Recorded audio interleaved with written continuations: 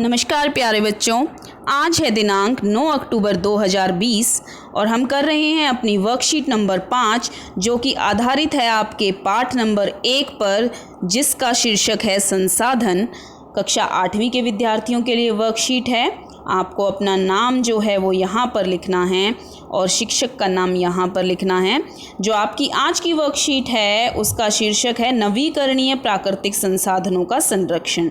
तो पिछले कुछ समय से हम अपने पाठ 1 पर आधारित वर्कशीट्स कर रहे हैं और ये उसी की अगली कड़ी है।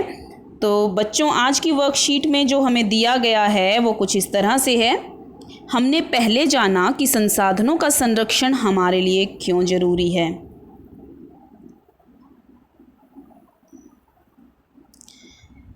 इन संसाधनों में बहुत से ऐसे हैं जिनका कितना भी प्रयोग करो वो कम नहीं पड़ते और बहुत से ऐसे हैं जो एक ही बार प्रयोग किए जा सकते हैं, जिनको दोबारा नहीं बनाया जा सकता।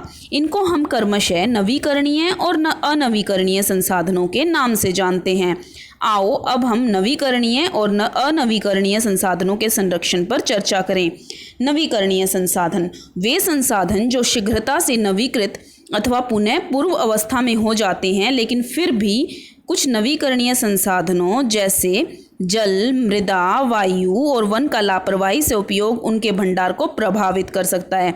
तो बच्चों, नवीकरणीय संसाधन तो हैं ये, इनको दोबारा बनाया जा सकता है प्रकृति के द्वारा, लेकिन इनका भंडार फिर भी प्रभावित हो सकता है अगर हम इनका ढंग से प्रयोग ना करें। जल की कमी और प्राकृतिक जल स्रोतों का सूखना आज विश्व के बहुत से भागों में एक बड़ी समस्या है। उसी प्रकार भूमि की खुदाई और जंगलों की लगातार कटाई से प्राकृतिक आपदाओं का बार बार दस्तक देना मानव जीवन के लिए बहुत बड़ी परेशानी खड़ी कर सकता है। तो बच्चों, आपको समझना चाहिए कि इन चीज़ों को भी हमें बचा कर रखना है, भविष्य के लिए सुरक्षित रखना है। आओ पता लगाएं और सूची बनाएं। अगर धरती पर पीने योग्य जल कम हो जाए तो इसका आपके जीवन पर क्या प्रभाव पड़ेगा? तो क्या आप बता सकते हैं इसका प्रभाव क्या पड़ेगा? यदि धरती पर पीने योग्य जल कम हो जाए तो हमारे लिए जीना बहुत ही मुश्किल हो जाएगा और हम अपने नियमित जीवन को सुचारू रूप से नहीं चला पाएंगे। तो बच्चों, आप खुद ही सोच सकते हैं कि अगर पानी नहीं होगा तो जो आपके रोज़ के काम हैं वो भी आप ढंग से नहीं कर पाएंगे, जैसे कि ब्रश करना है, बार बार हाथ धोना है। आजकल तो बार बार हाथ धोने पड़ते हैं ना। तो जो है, अगर पानी के स्रोतों में कमी आ जाएगी तो ये सब करना हमारे लिए बहुत मुश्किल हो जाएगा। अगर धरती पर जंगल समाप्त होते चले जाएं तो क्या होगा? जंगलों के समाप्त होने से पेड़ कम हो जाएंगे और इससे वातावरण में ऑक्सीजन की मात्रा कम हो जाएगी, जिससे हमारा जीना दुश्वार हो जाएगा। तो बच्चों, आप समझ सकते हैं कि पेड़ नहीं होंगे तो वायु नहीं होगी, ऑक्सीजन नहीं होगी और इससे हमारे जीने में मुश्किल आएगी। तो अब हमें क्या करना है? एक सारणी बनानी है कि किस तरह से हम सभी चीज़ों को संरक्षित रख सकते हैं। प्रत्येक व्यक्ति संसाधनों के संरक्षण में अपना योगदान दे सकता है। कुछ उपाय दिए गए हैं, इसके अतिरिक्त आप अपनी समझ से सोच कर लिखें कि आप किस तरह अपना योगदान दे सकते हैं। तो सबसे पहले दिया गया है जल का संरक्षण और हमने कुछ और उपाय भी लिखे हैं। तो आइए देखते हैं जल का संरक्षण किस किस तरह से किया जा सकता है। पीने के पानी को गाड़ी धोने, सड़क धोने के काम में ना लाना। दैनिक कामों जैसे नहाने, कपड़े धोने के समय पानी बेकार नहीं करना और कूड़ा करकट को पानी में नहीं बहाना चाहिए। फैक्ट्रियों से निकलने वाली गंदगी को पानी में नहीं जाने देना चाहिए। बारिश के पानी का ठीक से संचयन करना और उसे बर्बाद ना होने देना। तो जब भी बारिश आए बच्चों, आपको ये ध्यान रखना है कि हमें उस पानी को बर्बाद नहीं होने देना है और उसका संचयन करना है। अब हम आगे देखते हैं। भूमि और मृदा यानी कि मिट्टी जो है और भूमि का संरक्षण हम कैसे कर सकते हैं? उपजाऊ भूमि को कृषि कार्य के लिए प्रयोग करना। बंजर या कम उपजाऊ भूमि का प्रयोग मकान बनाने या उद्योग स्थापित करने में करना।